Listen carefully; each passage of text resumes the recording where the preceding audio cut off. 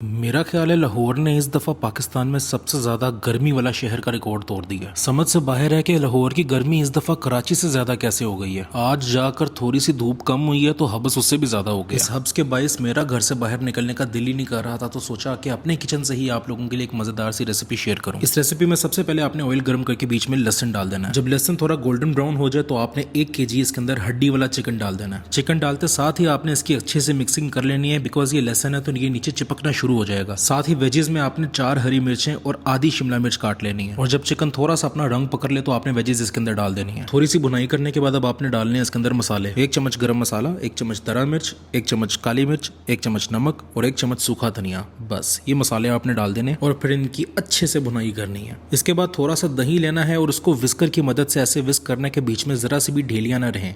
और ये ख्याल रखिएगा कि जो दही है वो जरा भी मीठा ना हो, अनस्वीटेंड योगर्ट होना चाहिए। अच्छे से फेंटने के बाद ये दही जो है वो आपने डाल देना है अपनी कढ़ाई में। अब बारी आती है डेयरी क्रीम की। कोई भी अच्छी सी डेयरी क्रीम डाल लें। मैंने ऑलपर्स की यूज किया क्योंकि मुझे ये बहुत पसंद है। फिर इसको भी आपने जबरदस्त किस्म का विस्क करना है कि ये थोड़ी सी लिक्विड फॉर्म में आ जाए। अब आपने साथ ही एक दूसरा चूल्हा भी ऑन कर लेना है और उसके ऊपर कोयले का टुकड़ा रख देना है। याद रखिएगा कि इसको फुल आंच में इसी तरह जलाते रहिएगा क्योंकि एंड पे इसने बहुत काम देना। जब आपकी क्रीम थोड़ी लिक्विड स्टेट में आ जाए तो फिर आप याद रखिए कि 90% आपने इस कढ़ाई में ही अपनी क्रीम डाल देनी है और 10% आप छोड़ दीजिएगा, बिकॉज आखिर में ड्रिजलिंग के काम भी आएगी यही वाली क्रीम। और ये याद रखिएगा कि आपने क्रीम तब डालनी है जब आपका दही पूरा पानी छोड़ चुका होगा। जब क्रीम की भी बुनाई हो जाएगी तो फिर टेस्ट करने की बारी आती है कि जो आप एक्सपेरिमेंट कर रहे हैं वो ठीक हो रहा है या नहीं। और अगर आपका रिएक्शन ऐसा होगा तो यानी आप सही जा रहे हैं। इसके बाद आपने प्योर मोज़रेला चीज लेनी है और इसको थोड़ा सा काट कर इसके अंदर डाल देना है। ये स्टेप वैसे बिल्कुल ऑप्शनल है, लेकिन ये वाला स्टेप बिल्कुल भी ऑप्शनल नहीं है। इस स्टेप में आपने हल्की सी कसूरी मेथी और जीरा लेना है और अपने हाथों की मदद से इस तरह क्रश करके अपनी कढ़ाई में डाल देना है। इस स्टेप के बाद आपकी कढ़ाई से जो खुशबू आएगी ना,